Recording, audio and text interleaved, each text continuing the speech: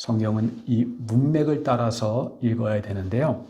이 갈라디아서 그 앞에 7절을 보면 이런 말씀이 있습니다. 스스로 속이지 말라. 여러분 한번 성경 갈라디아서 6장 7절 한번 펴서 보시겠어요? 오늘 성경을 좀 몇 번 여러분과 함께 펼 텐데요. 7절 스스로 속이지 말라. 하나님은 업신여김을 받지 아니하시나니 사람이 무엇으로 심든지 그대로 거두리라. 자기의 육체를 위하여 심는 자는 육체로부터 썩어질 것을 거두고 성령을 위하여 심는 자는 성령으로부터 영생을 거두리라. 여러분 보세요. 여러분 바울이 이 갈라디아 교인들에게 그 말해주고자 하는, 그리고 이 갈라디아서를 통해서 이것을 읽는 오고 오는 많은 사람들에게 말하고자 하는 메시지는 너무나 명확합니다. 그 요점은 무엇이냐면 그것은 이 세상에서의 삶, 그리고 이 세상을 살아가는 우리의 인생은 매우 심각하고 엄숙한 문제라는 것을 우리에게 말해주고 있다는 것입니다. 우리들이 삶을 진정으로 이해한다면, 삶이 무엇인가, 인생이 무엇인가를 진정으로 우리가 이해한다면 이 세상에서의 삶은 세상이 삶에 대해서 생각하도록 하는 그런 유의 것이 아니라는 것을 우리는 알게 될 것입니다. 바로 갈라디아서 6장 7절 8절 말씀이 우리에게 그것을 말해주고 있다고 저는 믿습니다. 사람들은요, 삶을 너무 쿨하게 생각합니다. 이 세상에서의 삶은 유쾌하게 보낼 수 있는 그런 천박하고 가벼운 그 무엇이 아닙니다. 전혀 그렇지가 않습니다. 삶은 너무나도 심각하고 진지한 것입니다. 그것은 이 사람들이 말하는 이 삶이 한 번뿐이기 때문이기도 그러지만, 그러나 그것만이 아닙니다. 안타깝게도 대부분의 사람들이 자신들의 사는 인생의 의미가 무엇인지도 모르고 인생을 살고 있다는 것입니다. 삶을 살아가는데, 그 한 번뿐이 없는 인생을 살아가는데, 우리가 좀 삶을 살아가면서 우리 물질이, 돈이 여유가 있으면 우리가 사고 싶은 것도 사고, 그렇죠? 이것저것 살 수 있어요. 그러나 지금은 모든 것이 풍족한 시대가 되었지만, 이전에는 그렇게 넉넉지 않은 시대를 살아갈 때는 어떻게 우리가 그 물질을 썼습니까? 꼭 필요한 것을 위해서. 그렇죠? 아기를 키울 때는 다른 것은 좀 적어야 해도 아기 분유값은 남겨놓고, 그렇죠? 병원비는 남겨놓고, 급한 거는 남겨놓고. 좀 넉넉하면 다 쓸 수 있지만 부족하면 정말 중요한 것은 남겨놓고 우리가 그렇게 물질을 쓰지 않았습니까? 사랑하는 여러분, 인생은 하나뿐인, 한 번 쓰고 나면 다시 쓸 수 없는 그 인생을 사람들이 살아가고 있는데, 여러분이 하나뿐이 없는 돈을 어디에 투자해야 된다면 그걸 그냥 쿨하게, 그렇죠? 그것이 투자하는 것이 무엇인지도 모르고 거기에 여러분의 그 하나뿐이 없는 것을 여러분 투자하겠습니까? 그건 어리석은 것입니다. 지혜롭지 못한 것입니다. 하나뿐이 없는 것을 무엇인가에 여러분이 투자할 때는 그것이 무엇인가를 여러분은 공부해야 되고, 그것이 무엇인가를 여러분은 명확하게 알고 있어야 되는 것입니다. 그럼에도 불구하고 대부분의 사람들은 삶을 살아가는데 그 삶이 무엇을 의미하는지를 모르고 인생을 그냥 살아가요. 살다가 마지막을 맞이해요.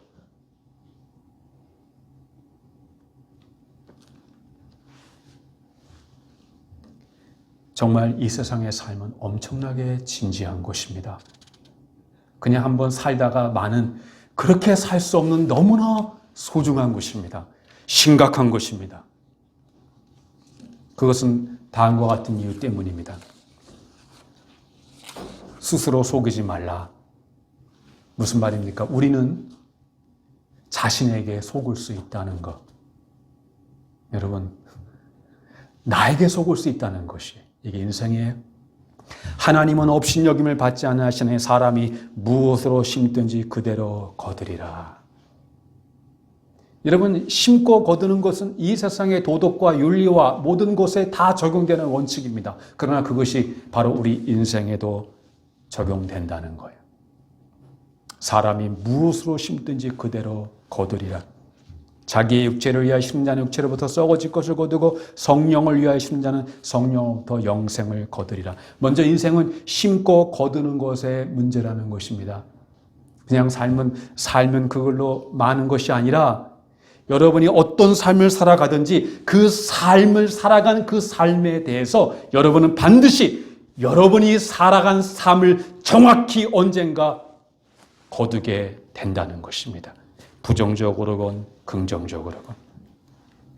사람은 심은 바로 그것을 거두게 되게 되어 있습니다. 그것을 다른 말로 하면 우리 모두는 여러분이 그것을 좋아하든 좋아하지 않든 여러분이 그것을 인정하든 인정하지 않든 간에 우리 모두는 책임을 져야 하는 존재라는 것입니다.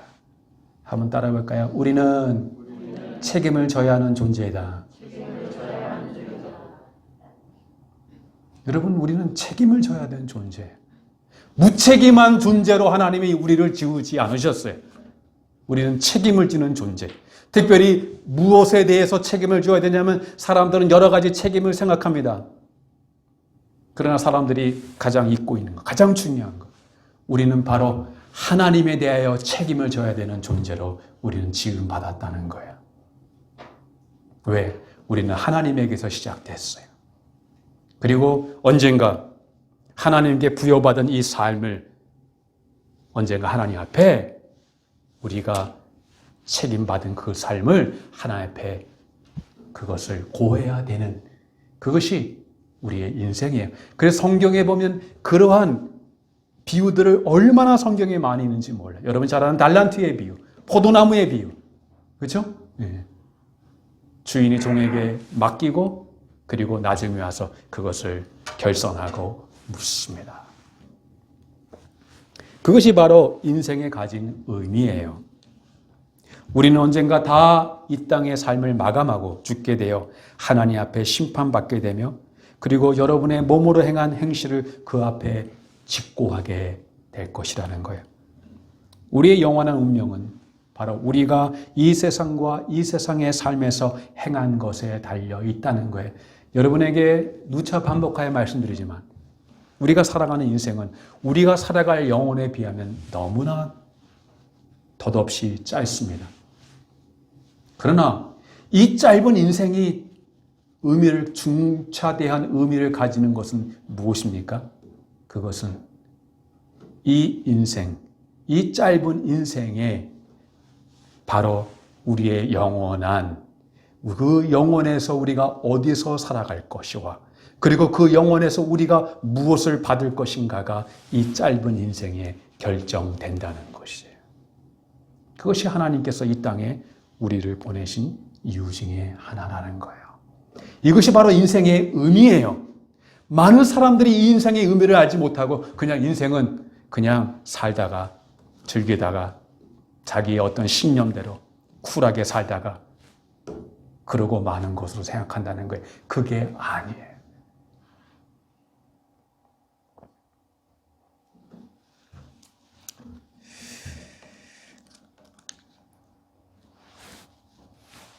우리의 영원한 운명은 바로 이 땅에 우리의 삶에서 좌우되게 되는데 그러므로 우리가 지금 사는 인생은 엄청나게 중요한 의미를 가지고 있고 그리고 어떤 의미에서 인생은 하나의 거대한 과제, 어사인먼트라고 말씀드릴 수 있어요. 모든 사람은 하나님께 부여받은 그 과제가 있는 것이에요. 과제. 그리고 그 과제, 하나님께 맡겨진 그 어사인먼트를 책임지고 하나님께 나중에 고하는 거예요. 그것이 바로 사람이 생각하시는 가운데 가장 심각한 것입니다. 왜냐하면 여러분의 궁극적인 운명이 즉 영혼에서 무엇을 거두냐가 즉 육체를 위하여 심느냐 성령을 위하여 심느냐가 바로 달려있기 때문이라는 거예요. 자, 그렇다면 인생의 의미에 대한 대답은 바로 여기에 있습니다. 그것은 이 세상에서 발견해야 할 가장 중요한 일은 어떻게 하면 그러면 우리가 성령을 위하여 심느냐는 거예요. 단지 육신을 위해서만 살다가 썩어진 것을 거두게 되는, 여러분 여기에 그러기를 원하시는 분은 아무것도 없을 거예요. 그럼 어떻게 성령을 위하여 살고 그 영원한 것을 거두게 되느냐? 어떻게 살아야만 이 세상과 오는 영원한 세계에서 기쁨과 행복과 평강의 축복을 우리가 거두게 되냐는 것이에요. 바로 그것이 우리 모든 인생에 가져야 되는 문제인 것입니다. 인생의 의미에 대한 사람들은 저마다의 신념대로 답을 가지고 있는 듯합니다. 여러분, 사람들은 다 저마다의 신념을 가지고 있어요. 어떤 의미에서 사람들은 저마다의 믿음을 가지고 있어요. 그리고 자기의 신념과 믿음에 충실하며 살아가고 있어요. 하나님 없는 사람은 하나님 없는 나름대로의 신념대로 살아가고 있는 것이에요. 그러나 중요한 것은 여러분, 신념이 없는 사람은 없습니다. 언젠가 기회가 되면 신념과 믿음의 차이가 무엇인가를 여러분에게 설명할 수 있는 기회가 있기를 바랍니다. 그러나 중요한 것은 모든 사람은 다 저마다의 믿음이 있어요. 저마다의 신념이 있어요. 그것은 무엇이라 부르든 상관없이 중요한 것은 믿음 없는 사람은 없어요. 다 믿음이 있어요. 심지어 여러분에게 말씀드린 것 같이 하나님 없다고 믿는 불신론자들도 믿음이 있다고 그랬어요? 없다고 그랬어요? 그들은 어떤 믿음이 있어요? 하나님이 없다는 믿음이 있는 거예요. 그것도 믿음이에요. 그것도 일종의 신념이에요. 유물론적인 세계관을 바탕으로 하나님, 영적인, 신적인 존재라는 건 없다라는 거예요. 중요한 것은 우리는 하나님이 있다고 믿어요. 중요한 것은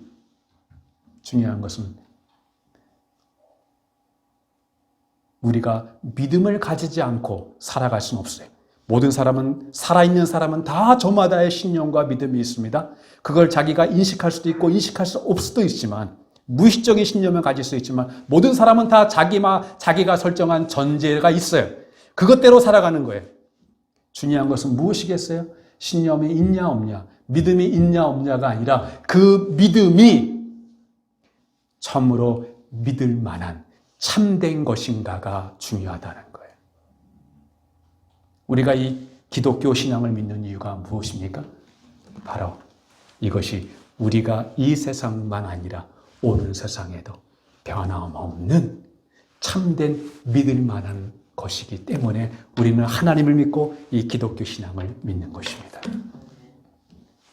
진리를 믿는 거예요. 여러분이 믿는 신념이 바로 진리의 근거를 두는 거예요. 지금은 옳다고 사람들이 믿지만 나중에는 옳지 않다고 판명되는 그런 가변적인 지식과 신념이 아니라 언제나 어떤 상황이 오더라도 변함없는, 불변하는 그 진리. 사랑하는 여러분, 우리는 그것이 어떤 것이든 간에 우리 인생에 주어진 커다란 과제에 대한 참된 답, 참된 메시지를 여러분은 가지고 있어야 된다는 거예요. 거기에는 많은 것들이 있어요. 적어도 그러나 그 많은 것 중에 꼭 여러분이 가진 신념과 믿음을 대보아야 될 것이 있어요. 그것은 바로 죽음이에요. 이 죽음에 내가 가진 신념과 믿음을 대봐도 그것에 의심할 수 없는 확신을 가질 수 있는 그 신념과 믿음을 여러분이 가지고 있느냐는 것이에요. 저는 인생에 대한 참된 답변 중 참된 메시지가 기독교 복음에 있다고 저는 확신하고 믿습니다. 그러면 무엇이 참된 기독교의 복음입니까? 그리고 기독교 복음은 어떤 것입니까? 그 복음은 무엇을 선포합니까? 그 복음은 우리에게 무엇이라 말하고 있습니까? 어떻게 해야만 사람이 하나님과 올바른 관계를 유지할 수 있습니까? 어떻게 해야만 성령을 위해서 우리가 심을 수 있습니까? 어떻게 해야만 우리가 영생을 거둘 수 있습니까? 썩어진 것을 거두지 아니하고 영원한 것을 거둘 수 있습니까? 앞으로 내게 일어날 수 있는 일을 면하게 해주고 나로 하여금 죽음 앞에서도 미소 짓게 할 수 있느냐는 것이에요. 죽음 앞에, 나의 죽음 앞에, 그리고 내가 사랑하는 사람을 떠나보내는 그 죽음 앞에 우리의 가슴은 찢어지고 눈에서 눈물은 나지만, 그러나 그 눈물 흐르는 뺨의 눈물 속에서도 우리의 깊은 곳에서는 그 미소를 잃지 않는, 왜? 우리는 그 죽음 너머에 무엇이 있다는 것을 우리는 알고 있기에. 여러분, 인생은 어떤 면에서 나의 죽음의 문제만 아니라, 나는 죽음을 이렇게 쿨하게 생각해. 그러나 또 한편 내가 사랑하는 사람을 떠나 보내야 되는 문제도 있습니다. 그리고 사랑하는 사람을 두고 내가 떠나 보내야 하는 문제, 죽음의 이 두 가지를 저는 생각할 수 있습니다. 여러분이 지금 가진 인생에 대한 어떤 신념이 여러분이 사랑하는 사람을 떠나보내는 문제에 있어서 여러분은 확신하고 있느냐는 것이. 저는 제가 믿는 이 기독교의 복음을 만약 제가 사랑하는 사람들이 가지고 있지 않다면 그들이 세상을 떠날 때 저는 그것을 견디지 못할 것입니다. 내가 믿는 이 복음에 대한 확신, 인생에 대한 확신, 기독교 복음에 대한 이 확신, 그리고 죽음에 대한 그 확신, 이것을 제가 사랑하는 어떤 사람이 그걸 가지지 못한 채 세상을 떠날 때 저는 그의 육신적인 그 죽음만이 아니라 그 이상, 그 너머에 있는 그 어떤 것으로 인해서 저는 그것을 견디지 못할 것 같아요. 하나님의 심판대에 이를 때 두려워할 필요가 없다고 확신시켜주며 말로 할 수 없는 영광 중에 있는 영생과 영원한 복락을 보증할 것을 위하여 이 세상과 우리가 이 세상에서 우리가 무엇을 해야 하는 것입니까? 우리는 어떻게 해야만 이 모든 문제에서 우리는 바른 입장에 설 수 있느냐는 것이에요. 여기에 복되게도 사도가 우리를 위해서 그 질문에 대한 답변을 우리에게 제시해 주고 있다고 믿습니다. 그는 그 해답을 영광스럽고 거창한 진술로 이렇게 말해주고 있습니다. 내게는 우리 주 예수 그리스도의 십자가 외에 결코 자랑할 것이 없으니. 십자가. 바울은 이렇게 말하고 있는 것입니다. 십자가와 그 십자가에 죽으신 예수 그리스도의 죽으심을 전하는 것이 기독교 복음과 기독교 메시지의 핵심이요 중심이라는 거예요. 여러분, 우리의 인생에 있어서 해결해야 할 많은 문제가 있지만, 그러나 다른 그 어떤 것보다도 긴급하고 가장 중차대한 문제가 되는 것은 바로 우리 주 예수 그리스도의 십자가와 그 십자가 위에서의 죽으심이라는 것이에요. 여러분은 어떤 의미에서 이 예수 그리스도의 십자가와 그 십자가에서 죽으신 예수 그리스도와 연관되어 있어야 된다는 거예요? 다시 말씀드립니다. 여러분, 무엇과 연관되어 있어야 된다는 거예요? 이 십자가와, 그리고 그 십자가에서 죽으신 예수 그리스도와 여러분이 상관되어 있어야 된다는 거예요. 관계되어 있어야 된다는 거예요. 연관되어 있어야 된다는 것이에요.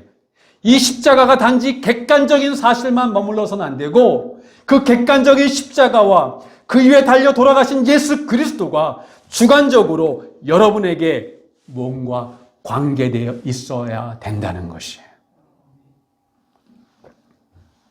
저는 오늘 여기에 참석한 여러분에게 모두에게 묻고 싶습니다.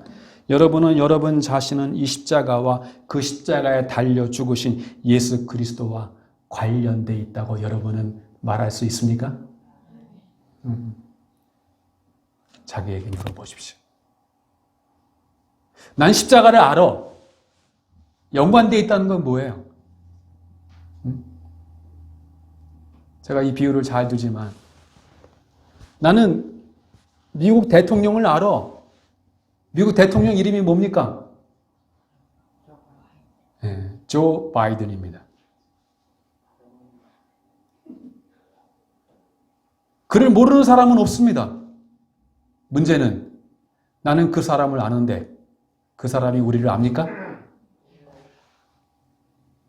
이 알문 관계입니까? 지식입니까? 정보입니다. 정보는 관계가 아닙니다. 무슨 말인지 아시겠어요? 십자가가 지식에 머물러서는 안 되는 것이에요. 십자가가 정보에 머물러서는 안 되는 것이에요. 십자가가 여러분과 상관이 있어야 되는 것이에요.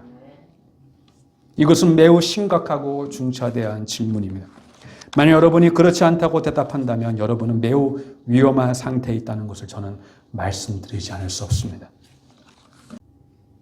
어떤 사람은 이렇게 말할지 모르겠습니다. 목사님, 저는 십자가의 정신을 너무너무 그 십자가의 정신을 높이 삽니다.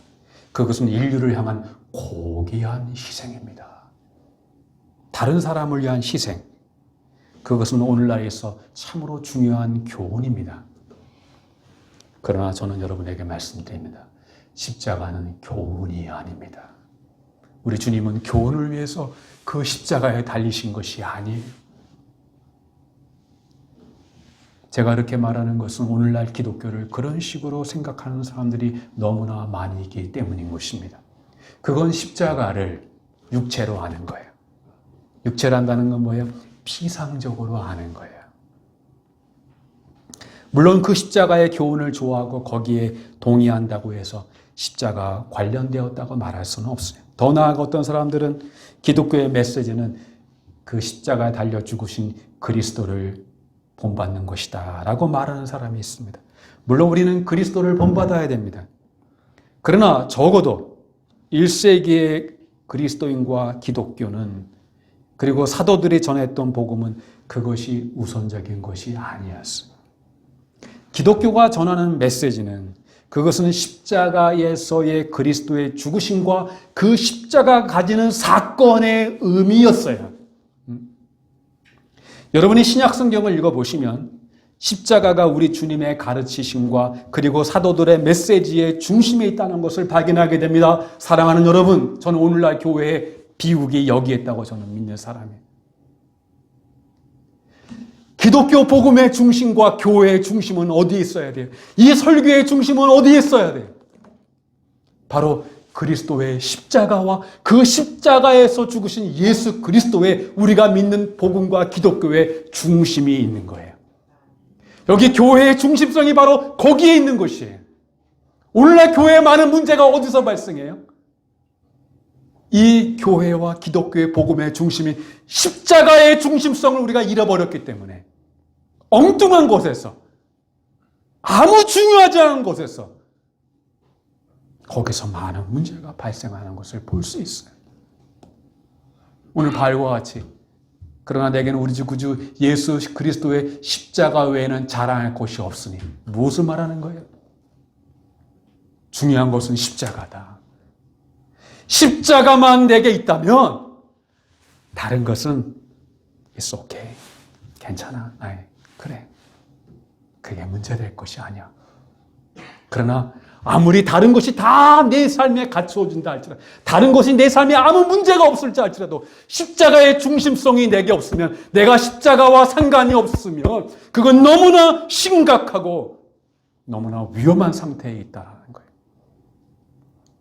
그것이 오늘 바울이 말하고자 하는 메시지의 요점이에요. 기독교가 전하는 메시지는 바로 거기에 있습니다. 여러분, 로마서 5장 8절을 한번, 로마서 5장, 신약성경 로마서는 복음서 다음에 사도행전 다음에 로마서가 있습니다. 로마서, 오늘 성경을 좀 몇 군데 찾아보겠습니다. 8절에서 10절까지, 로마서 5장 8절 10절까지 다 같이 읽겠습니다. 시작. 우리가 아직 죄인 되었을 때 그리스도께서 우리를 위하여 죽으심으로 하나님께서 우리에 대한 자기의 사랑을 확증하셨느니라. 그러면 이제 우리가 그의 피로 말미암아 의롭다 하심을 받았으니 더욱 그로 말미암아 진노하심에서 구원을 받을 것이니, 곧 우리가 원수 되었을 때 그 아들의 죽으심으로 말미암아 하나님과 화목하게 되었은즉 화목하게 된 자로서는 더 그의 살아나심으로 말미암아 구원을 받을 것이니라. 아멘. 자, 그 성경을 덮지 마시고, 여러분과 제가 가진 성경이 좀 다르죠? 네, 저는 개역 개정이고 여러분 이전 버전인 개정 성경 상관없습니다. 자, 8절에 매절마다 바울이 빼놓지 않고 강조하는 게 뭐예요? 우리가 아직 죄인 되었을 때 그리스도께서 우리를 위하여 어떻게 하심으로? 죽으심으로. 이게 바로 십자가예요. 하나님께서 우리에 대한 자기의 사랑을 확정하셔요. 9절. 그러면 이제 우리가 그의 뭐로 말미암아? 피로 말미암아. 그 십자가입니다. 예. 의롭다 하심을 받았으니 더 그로 말미암아 진노하심에서 구원을 받을 것이나. 10절. 곧 우리가 원수 되었을 때 그의 아들의 무엇으로 말미암아? 죽으심으로 말미암아 십자가를 말하고 있어요. 하나님과 화목하게 되었은즉 화목하게 된 자로서는 더 그의 살아나심을 말미암아 구원을 받을 것이니라. 그 십자가가 언제나 중심에 있고, 그리고 그 십자가를 말미암는 결과는 뭐예요? 우리가 원래 죄인이었는데 오히려 그 십자가를 통해서 우리에 대한 하나님께서 우리에 대한 자기의 무엇을? 사랑을 확증하십니다. 그 십자가는 하나님의 계시예요. 십자가는 뭐라고요? 계시가 뭐예요? 계시, revelation, 나타나 보이는 거예요. 하나님의 계시에 하나님은 여러 가지로 우리에게 계시해 주셨어요. 이 세상을 창조하심으로 이 창조 속에 하나님의 계시가 있어요. 그리고 이 성경이 하나님의 계시예요. 근데 하나님의 계시의 클라이막스는 뭐예요? 바로 십자가예요. 왜? 왜 십자가가 하나님의 계시의 클라이막스예요? 십자가를 통해서 하나님은 그 아들을 우리를 위해 내어주기까지 하나님은 우리를 어떻게 했다는 것? 십자가는 우리에게 말해줘요. 십자가는 우리에게 뭐 하고 있다고요? 십자가는 우리에게 말해요. 뭐라고 말해요? 내가 너를 이처럼 사랑하노라. 하나님의 사랑의 계시가 바로 십자가임을 믿으시기 바랍니다. 십자가는 하나님의 사랑이에요. 부인할 수 없는 그 십자가의 계시, 그 사랑이 예수 그리스도의 십자가를 통해 분명하게, 이제는 의심할 수 없는 분명한 하나님이 얼마나 우리를 사랑하고 아끼시는지를, 하나님 우리를 사랑하시는, 얼마큼 사랑해요? 그 하나뿐인 아들 독생자를 우리를 위해 십자가에 죽으시기까지 그렇게 저와 여러분을 사랑하신다는 거예요. 그리고 9절에 보니까 그의 피로 말미암아 우리를 의롭다함을 받았으니 더욱 그로 말미암아 진노하심에서 무엇을 받을 것이니? 구원을 받아요. 그의 피로 구원을 받고. 10절 우리가 원수 되었을 때 그 아들의 죽으심으로 말미암아 하나님과 어떻게 되었으니? 화목하게 되었으니. 전에 불화했는데 원수 되었는데 화목하게 된 자로서는 더욱 그의 살아나심 말미암아 구원을 받을 것이니라. 여러분, 이것이야말로 신약 성경의 위대한 주제입니다. 십자가, 그의 죽으심, 그의 피. 그 결과는 무엇입니까? 하나님의 사랑이 확증됐고 십자가에서 하나님의 그 계시의 클라이막스가 나타났고, 그리고 우리가 의롭다 하심을 얻게 됐고, 그리고 진노하심에서 구원을 받고, 그리고 하나님과 화목되고 구원을 받게 되었다는 것이. 여러분, 왜 이러한 주제들이 강조되고 있습니까? 대답은 그것이 우리 인생의 문제에 있어서 중차대하고 중추적인 문제이기 때문에 그러한 것입니다. 우리 인간의 문제는 뭐예요? 많은 사람들이 말합니다. 저는 그 말을 제일 싫어해요. 여러분이 그 말을 했다고 제가 여러분을 무시하는 게 아닙니다. 저는 제가 제일 싫어하는 말이 뭐냐면 건강이 최고야. 여러분, 건강은 중요합니다. 그러나 건강하게 살다가 영원한 멸망에 빠질 수 있어요. 또 제가 싫어하는 말, 나이 들어서 돌아가실 때 호상이다. 아유, 나이 들어서 돌아가셨으니까. 아유, 앓지 않고 돌아가셨으니까. 여러분, 제가 뭘 말하는지 아시죠? 그걸 무시하라는 게 아니라 건강이 필요 없다는 것이 아니라 그것이 인생의 진짜 중요한 문제가 아니라는 거예요. 그것은 육신의 문제예요. 경제적인 문제, 먹고 사는 문제 중요합니다. 그러나 그것이 인생의 진정한 문제가 아니에요. 질병의 문제. 인생의 문제는 뭐예요? 그것은 인생이 하나님과 불화하다는 거예요. 하나님과 원수되었다는 것이에요. 이것이 바로 인생의 문제예요. 무엇이 하나님과 인생이 불화하게 만들고 원수되게 만들었어요? 하나님과 무엇이 우리를 갈라지게 만들었어요? 죄가 너와 하나님 사이를 내었고, 죄가 세상에 들어와서 그렇게 되었고, 그러므로 말미암아 세상에 수많은 결핍과 수많은 문제들이 발생하게 되었다는 거예요. 왜? 여러분, 우리는 누구로부터 지원받았어요? 하나님께 지원받았어요. 우리의 생명의 근원은 누구에게 있어요? 하나님께 있어요. 우리는 누구를 힘입어 살아가게 하나님 만드셨어요? 하나님을 힘입어 만드셨어요. 그런데 죄가 하나님과 우리 사이를 내므로 말미암아 분리하게 됨으로 하며 우리의 생명의 원천은 어디에 있어요? 하나님에게 있는데 그 생명의 원천에 우리가 떨어져 나간 것이에요.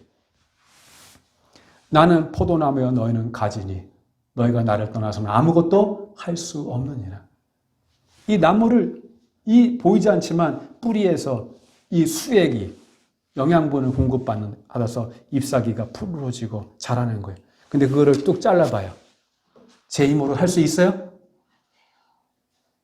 말라 비틀어져서 버리울 뿐이라는 것이. 왜 이 세상에 많은 결핍과 전쟁과 싸움과 가족 간의 불화와 종족과 민족 간의 혐오와 왜 이런 일이 발생했어요? 이것이 흑백의 문제입니까? 종족의 문제입니까? 민족의 문제입니까? 인종의 문제입니까? 아니요. 그 근본의 뿌리는 어디에 있어요? 하나님과 우리가 갈라졌기 때문에.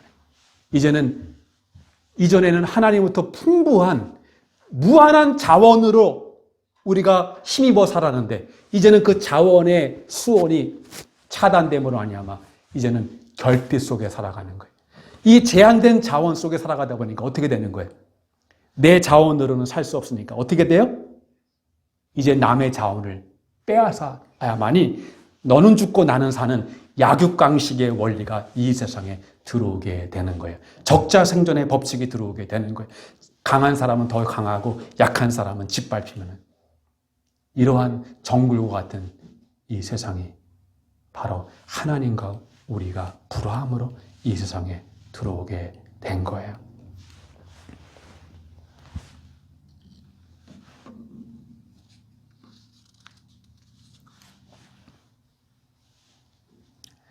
그래서 인생의 문제는 가장 중차대한 문제는 건강도 아니고 경제적인 문제도 아니고 여러분이 건강하고 경제적으로 풍족해도 그럼에도 불구하고 우리에게는 여전히 하나 남은 문제가 있어요. 그것은 하나님과 화해하는 문제. 그것이 해결되기까지 여러분의 인생에는 쉼이 없어요. 그것이 해결되기까지 여러분은 마지막 죽음을 맞이하기까지 여러분은 항상 여러분의 인생에는 물음표가 있다는 것을 잊지 마셔야 돼요. 우리에게 필요한 것은 로마서 5장 8절에 우리가 본 것처럼 십자가의 피로 의롭다 하심을 받고 그로 말미암아 진노하심에서 구원을 받는 것이며 그렇게 할 수 있는 것은 바로 십자가가 여러분과 상관이 있어야 된다는 거예요. 그것이 바로 기독교 복음의 중심이요 구원의 복된 소식이에요. 여러분 십자가가 가져다주는 복음의 기쁜 소식은 무엇입니까? 즉 사도는 어째서 그러면 십자가만을 자랑한다고 말하고 있습니까? 그것은 우리가 구원받는 것은 바로 이 십자가로 말미암기 때문인 것입니다. 더 정확하게 말씀드리면 우리가 구원받는 것은 십자가로만 가능하기 때문이라는 거예요. 내가 구원을 주신 다른 이름, 구원받을 만한 다른 이름을 주신 일이 없나니 오직 구원의 이름 예수 그리스도. 그분만이 우리의 구원의 이름인 줄 믿습니다. 사랑하는 여러분, 이 점은 절대적으로 사활을 좌우하는 요점이 되는 것입니다. 다른 말로 사도는 우리 주님께서 십자가 위에서 죽으실 때 그 십자가상에서 어떤 일이 일어난 일이 바로 우리를 구원하는 것이기 때문에 바로 자신은 그 십자가를 자랑한다고 말하고 있는 것입니다. 십자가에서의 죽으심은 바로 구원의 사건입니다. 그것이 아니고서는 아무도 구원받지 못하는 것입니다. 십자가는 우리 자신을 구원하라고 말하지 않습니다. 또한 우리의 구원을 위해 여러분이 어떤 일을 하라고 말하지 않습니다. 어떤 종교성을 요구하지 않습니다. 이 세상의 모든 종교는 자력 구원이에요. 구원을 위해서 그것이 종교건 다른 어떤 것이든 사람이 무엇인가를 해야만이 구원에 도달할 수 있다고 믿는 것이 이 세상의 모든 구원이에요. 그것이 바로 자력 구원론이에요. 그러나 십자가는, 기독교는 그렇게 말하지 않아요.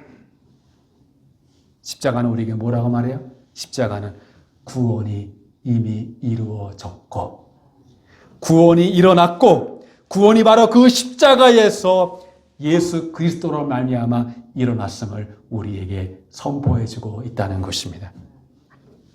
우리를 구원하는 사건이 어디서 일어났어요? 바로 그 십자가에서 일어났다는 것이에요. 그것은 바로 하나님의 구원 사건이에요. 그러면 이 십자가가 어떻게 우리를 구원하는가 하는 문제가 남습니다. 어떤 면에서 이것이야말로 이제 문제 중에 문제인데, 여러분, 그것은 무엇보다도 십자가에서 죽으신 분이 누구인가를 생각해야 되는 것입니다. 왜 그렇습니까? 여러분이 그 십자가 위에서 죽으신 그분이 누구신가에 대해서 명확하지 알지 못하면 거기에서 일어난 일의 의미를 우리는 알지 못하기 때문입니다. 여러분, 십자가에서 죽으신 그분은 누굽니까? 우리는 그분을 주 예수 그리스도라고 말합니다. 그냥 예수 그리스도가 아닙니다.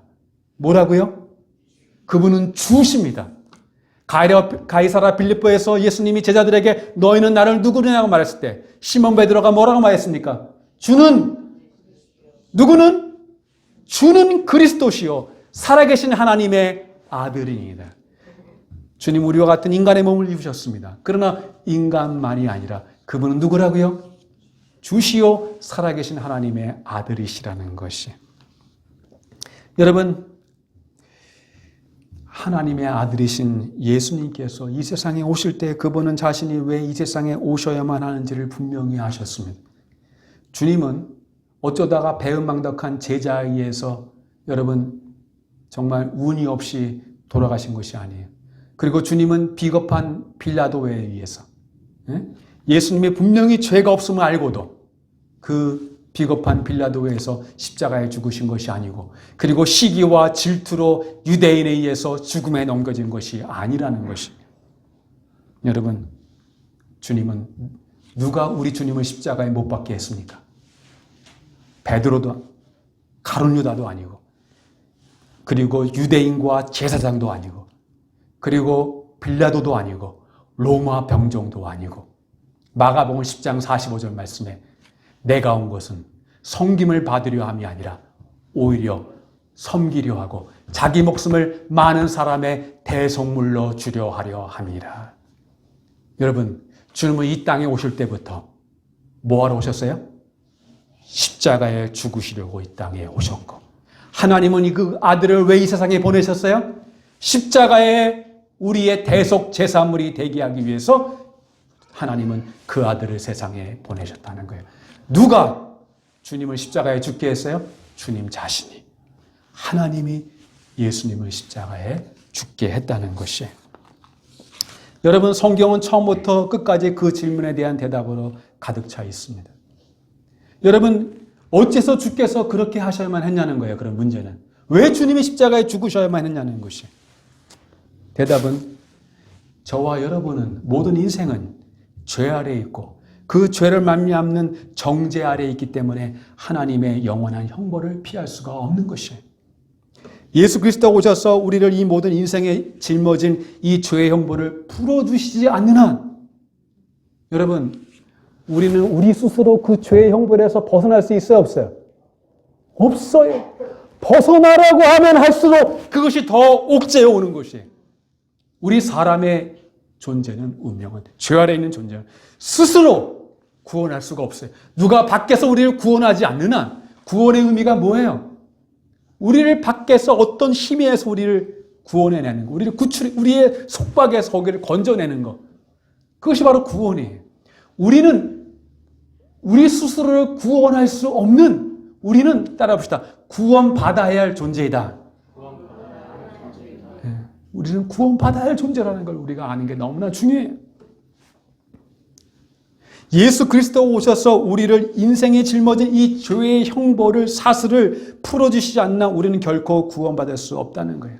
로마서 3장 23절 여러분 잘 아는 것 같이 모든 사람이 뭐를 범하였음에 죄를 범하였음에 누구의 영광에 이르지 못하더니 하나님의 영광에 이르지 못한다는 것은 여러분 저 사람은 정말 너무 나쁜 사람이야. 저 사람은 너무 훌륭한 사람이야. 여러분 그러나 하나님 앞에는 마더 테레사나 빈 라덴이나 하나님 앞에는 어떨까요? 사람의 저울로 달아보면 한쪽으로 기울어지고 좋은 사람, 나쁜 사람이 있지만 그것은 하나님에게 아무 의미가 없다는 거예요. 서울에 가면 작은 집도 있고 큰 집도 있어요. 큰 건물도 있고 작은 건물도 있어요. 그러나 저기 높이에서 보면은 작은 건물, 큰 건물 의미가 있어요, 없어요? 하나님의 저울로 달아보면 모든 사람이 죄를 범하였음에 하나님의 영광에 이르지 미치지 하나님의 저울에는 다 우리가 부족해요. 다 미치지 못하는 거예요. 로마서 6장 23절 죄의 삭은 사망이니라. 죄의 결과는 사망이니라. 여러분 주님께서 오신 한 가지는 바로 그것입니다. 그러면 사랑의 하나님께서 어째서 우리가 죄인이야. 그러면 우리가 생각하기에 하나님은 사랑이 많으신데 우리 그냥 용서하면 되지 않을까요? 네? 우리 용서하면 되지 않을까요? 그냥. 여러분 이건 단지 용서하고 많은 그런 문제가 아니에요. 여기엔 더 중요한 문제가 있어요. 그것이 바로 우리 주님이 굳이 인간의 몸을 입으시고 십자가에 달려 돌아가신 이유이기도 한 거기에 비밀이 있어요. 이걸 알기 위해서는 이제 다 끝나갑니다. 좀만 더 참아주세요. 오늘 우리 기독교 전체 복음에 제가 요약을 여러분에게 설명하니까 그러는 거예요. 하나님이 누구신가를 알아야 돼요. 하나님은 사랑인데 그냥 용서하면 되지 않는가? 하나님의 자비하심으로.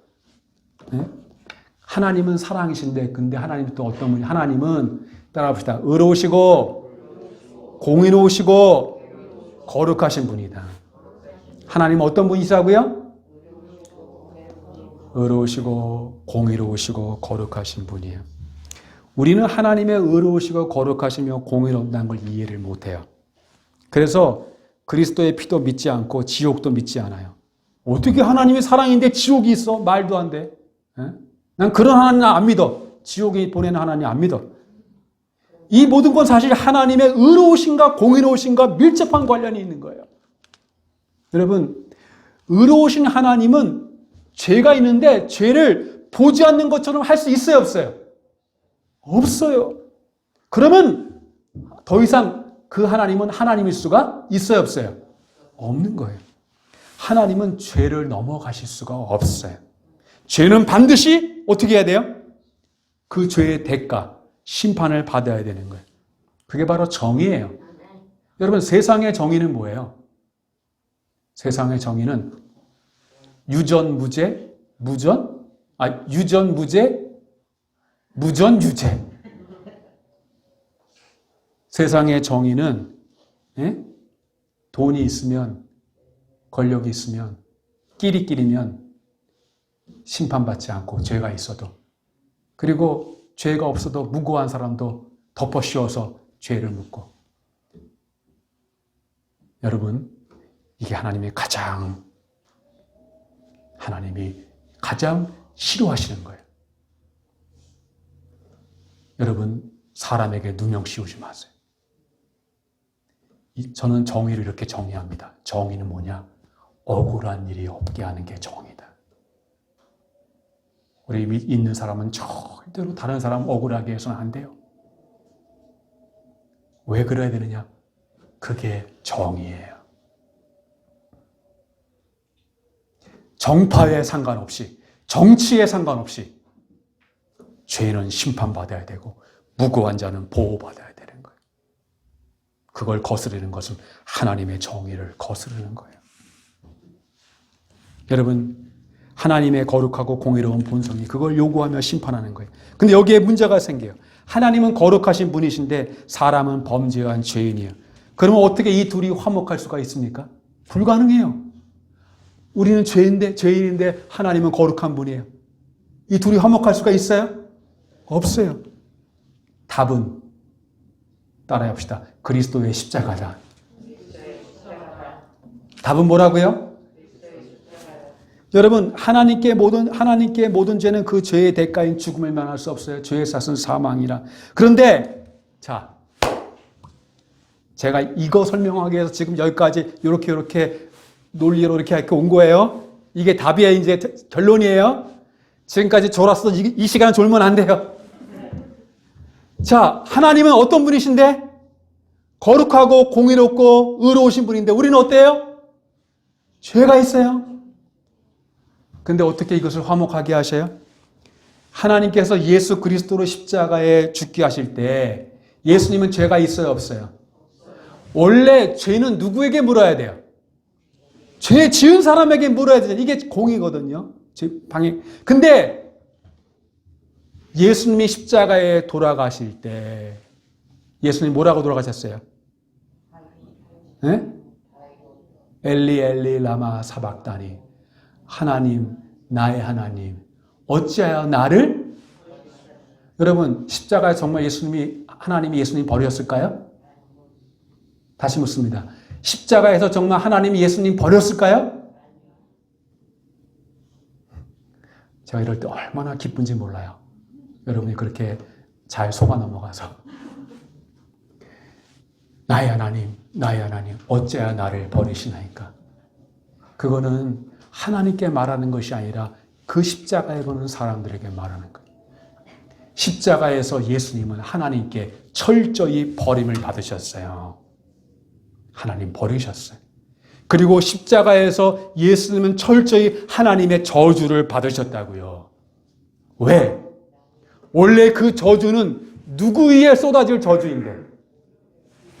죄 지은 우리 위에 쏟아질 저주인데 원래 그 십자가는 예수님이 아니라 누가 거기에 올라가 하나님의 버림과 저주를 받아야 되는데 죄 지은 우리들이 하나님의 저주를 온통 받아야 되는데 거기에 우리 대신 누가 그 죄를 뒤집으신 거예요? 예수님이 누구에게 갈 그 저주를 우리에게 갈 저주를 누구에게 옮기신 거예요? 예수님께 옮기신 것이에요. 그래서 그것이 바로 대속이에요. 그게 바로 뭐라고요? 대속이라는 의미는 영어로 substitution인데 substitution이라는 것은 몇 가지면 첫 번째는 대체제라는 의미가 있어요. 밥이 없으면 뭐 먹으면 돼요? 빵 먹으면 돼요. 이게 대체제예요. 소고기 없으면 돼지고기 먹으면 고 닭고기 먹으면 돼요. 이게 대체제예요. substitution이 바로 그런 의미가 있고 여러분 축구 경기 보면은 가끔 심판이 이렇게 substitution을 설고 있어요. 그럼 선수 교체라는 의미가 또 있고요. 근데 여기에 기독교의 중요한 세 번째 의미가 있는데 바로 그것이 대속이에요. 우리의 죄값을 누가 대신 짊어지셨다는 거예요? 예수님이 짊어지셨다는. 그래서 우리가 오늘 이사야 53장에 그가 우리 무리의 죄악을 그에게 하나님이 우리 무리의 죄악을 그에게 어린 양 예수 그리스도에게 담당시키셨도다. 예수님 바로 우리 대신 하나님의 저주를 받으신 것이에요. 그래서 사람들이 밑에서 야 네가 메시아면 네가 구원자면 너부터 구원해보지. 이게 얼마나 이게 모욕적인 게 몰라요. 네가 메시아야? 그럼 너부터 구원해봐. 근데 여러분 예수님은 자기를 구원할 수 있어요. 내려올 수 있어요. 근데 예수님이 왜 자기를 구원하지 않으셨어요? 예수님이 십자가에 내려오면 우리가 구원받는 일은 일어난다, 일어나지 않는다? 일어나지 않는다. 그렇기 때문에 그 모욕을 받으시면서도 예수님은 자기를 구원하지 아니하고 누구를 구원하기 위해서? 우리를 구원하기 위해서 그 십자가에 그 하나님의 저주를 받으신 것이. 그래서 예수님이 마지막 돌아가실 때 하신 말이 뭐예요? 따라합시다. 다 이루었다. 이걸 한번 오늘 헬라어 한번 배워봐요. 헬라어로 테텔레스타이. 테텔레스타이. 다시 한번 테텔레스타이. 이 말이 헬라어로 뭐냐면요, 우리말로 다 이루었다인데 헬라어로 이 말은요 상업 용어예요. 시장에서 쓰는 용어예요. 시장에서 이 말은 테텔레스타이는 뭐냐면 다 지불했다라는 뜻이에요. 무슨 말이라고요? 다 완불했다. 영어로 말하면 paid it all. 다 지불했다. 여러분 찬송가 중에 그런 찬송가 있죠? 주의 은혜로 대속하여서. 그 영어 가사가 뭐예요? Jesus paid it all. 다 이루었다. 즉, 그 말은 뭐냐면 이제 원래 우리는 죄의 삭은 사망으로 말미암아 이제는 그 죄의 대가로 영원한 정죄와 그 사슬에 매여서 영원한 형벌 가운데 저주를 받을 우리의 운명을 누가 대신 그걸 짊어지셔서 예수님이 짊어지셔서 우리의 죄값을 누가 다 지불하신 거예요. 예수님이 다 페이리럽 다 지불하심으로 테텔레스타이함으로 인해서 더 이상 그 죄가 우리에게 요구할 빚이 있어요, 없어요? 이제 우리는 다 지불했어요. 우리가 지불한 게 아니라 누가 대신 우리를 위해 지불하셔서? 예수님이 우리를 위해 지불하셔서 예수님이 다 이루었다고 돌아가심으로 이제는 죄가 더 이상 우리를 송사할 수 있어요, 없어요? 없다는 거예요. 그래서 로마서 8장 1절 여러분 잘 아는 말씀 따라해 봅시다. 그러므로 이제 그리스도 예수 안에 있는 자에게는 결코 정죄함이 없나니 이는 그리스도 예수 안에 있는 생명의 성령의 법이 죄와 사망의 법에서 너를 해방하였습니다. 아멘. 더 이상 마귀가 여러분을 정죄할 수 있어요, 없어요? 없어요. 왜?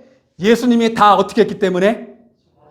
다 이루었다. 테텔레스타이 다 지불했기 때문에. 여러분 예수님이 좀 남겨놓고 지불했을까요? 여러분 팁까지 다 지불했어요. 여러분 내 거 하나도 없어요. 싱글 페니까지 다 지불했어요. 그래서 이제는 우리가 이 죄인이 의로우신 하나님 앞에 이제 설 수 있고 하나님과 화목할 수가 있는 거예요. 근데 이게 다가 아니야. 하나 더 남았어. 우리의 죄를 죄를 사해 주실 뿐만 아니라 더 나아가서 우리를 하나님 앞에 의로운 자로 세우셨어요. 이것까지 하면 나는 안 돼요, 오늘. 여기까지만, 거기까지 해야 되는데, 이게 바로 복음이에요. 그래서 예수 그리스도의 십자가, 이거 왜 우리가 자랑할 게 있어요, 없어요? 건강하게 살다가 죽으면 좋지만, 그렇게 살지 않고 죽어도, 이제 우리는 괜찮아요, 안 괜찮아요? 괜찮아요. 앓지 않고 살다가 죽으면 좋지만, 이제 그렇지 않아도 우리는 괜찮아요, 안 괜찮아요? 괜찮아요. 괜찮아요. 어떤 일이 사망이나 생명이나 죽음이나 헐벗음이나 가난이나 칼이나 위협이나 이제 우리가 누가 우리를 대적하리요. 그리스도 예수 안에 자에게는 결코 정죄함이 없고 그리고 하나님의 사랑에 있는 자는 결코 우리를 하나님의 사랑에서 끊을 수 있다 없다? 없느니라. 여러분 이것이 무엇으로 말미암아 이루어졌어요? 예수 그리스도의 십자가를 말미암아. 그런데 중요한 것은 이 십자가를 아는 것으로 충분하지 않아요. 십자가가 여러분과 상관이 있어야 돼요. 여러분과 상관이 있으려면 어떻게 해야 돼요? 이 나를 위해 십자가에 죽으신 이 예수 그리스도를 나의 구주, 구세주로 받아들이고 믿으셔야 돼요. 그러면 이 십자가의 사건이 여러분의 사건이 되는 거예요. 오늘 이 자리에 참석한 여러분들, 이 복음의 핵심인 십자가를 믿고 그 십자가에 달려 죽으신 예수 그리스도를 여러분의 구주로 받아들이시기를 바랍니다. 그러면 십자가의 대속의 그 효력이 여러분에게 미치고 그러므로 더 이상 그리스도 예수 하는 자에겐 더 이상 정죄함이 없느니 사망과 그 죄의 법에서 생명과 성령의 법이 우리를 자유하게 할 줄 믿습니다. 내 주의 보혈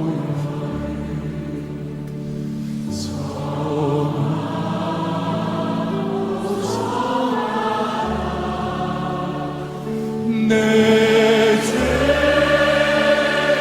정죄하시니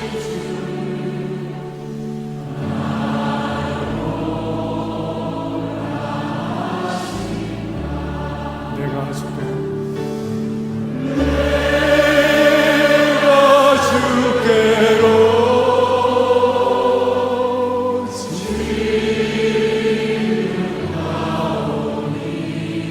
골고다의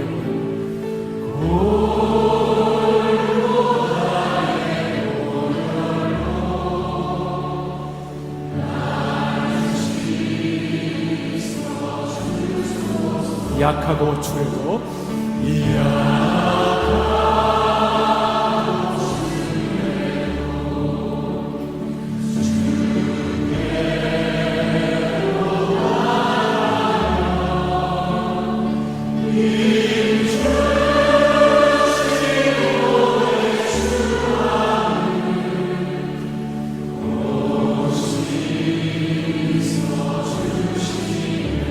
내가 주께로 지금 왔으니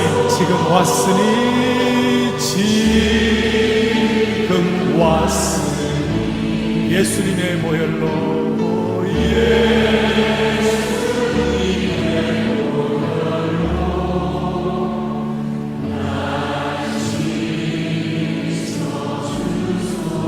그 피가 마음속에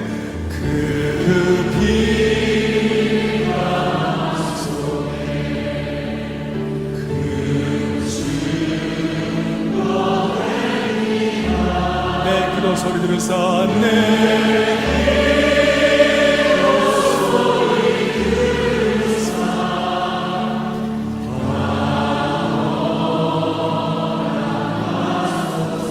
내가 주께로 지금 왔으니